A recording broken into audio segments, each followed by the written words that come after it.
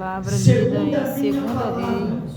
Não vai haver nem chuva e nem orvalho. Aleluia. E a Bíblia diz, quando o profeta Elias profetiza para Acabe que não haveria nem chuva nem orvalho, a Bíblia diz agora que Elias agora vai habitar num rio chamado Querite. E a Bíblia diz que quando o profeta Elias está naquele rio Querite, a Bíblia diz que pela manhã e pela tarde vinham os corvos e alimentava aquele profeta. E a Bíblia diz, depois que ele se alimentava daquele alimento que os corvos traziam, a Bíblia diz que o profeta Elias bebia água do ribeiro. Mas a Bíblia diz agora que da onde o profeta Elias estava bebendo água, a Bíblia diz que o ribeiro secou-se. Por que, pregador? Porque o profeta Elias profetizou que não haveria nem chuva nem orvalho, por não chover nem ter mais orvalho. A Bíblia diz que o ribeiro secou.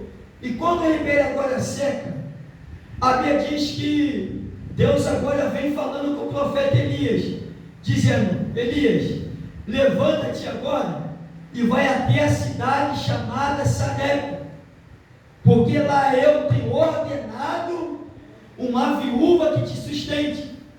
Olha o que Deus diz para o profeta Elias: tenho eu ordenado uma viúva que te sustente. E a Bíblia diz agora que o profeta se levanta e vai até aquela cidade chamada Sarepta. Quando o profeta ele chega naquela cidade, a Bíblia diz que o profeta Elias vê aquela viúva junto com o seu filho catando lenha. E quando o profeta Elias vê aquela viúva, a Bíblia diz que o profeta chega para aquela viúva, vai pedir água para aquela viúva.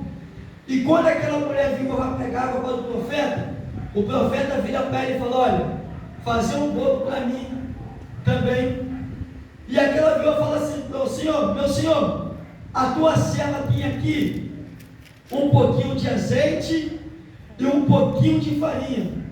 Vou fazer um bolo para mim e para o meu filho, nós vamos comer e esperar a morte. Por quê, irmão? Porque nós sabemos que quando o profeta Elias profetiza para Acabe que não haveria nem chuva nem orvalho, então, por não chover, nós sabemos que para ter a produção das plantas depende da chuva. Então, quando o profeta Elias profetizou que não haveria nem chuva nem orvalho, Israel está em crise. Então, essa crise também chegou para essa viúva. E ela vai dizer: a tua serva tem aqui um pouquinho de azeite, um pouquinho de farinha, vou fazer um alimento para mim e para o meu filho, nós vamos comer e esperar a morte. E a Bíblia diz que a Bíblia diz que a profeta fala para ele: olha, fazei para mim primeiro. E a Bíblia diz que quando ela vai fazer com o profeta vira para ele e fala assim: olha, a partir de hoje, a farinha da panela não acabará, aleluia, e o azeite da botija não vai te faltar, até o Senhor da chuva sobre a terra. Glória a Deus. Eu disse que Israel estava em crise. Então, por Israel está em crise, pastor, o momento que ela está passando, o que ela provê para a vida dela? A morte. Está em crise, situação está difícil, vou comer e vou esperar a morte. Por causa do momento que ela está passando de luta, ela provê-se para a vida dela a morte. Mas quando ela provê a morte pela vida dela e do filho dela, sabe o que vai entrar na vida dela? A provisão de Deus.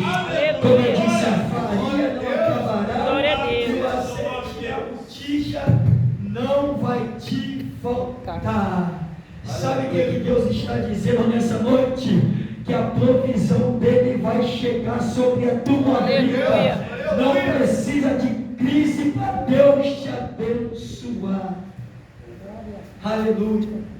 Então não podemos ver o momento que ela está passando, ela provê a crise sobre a vida dela, mas a provisão de Deus vai chegar na vida dela. Aleluia.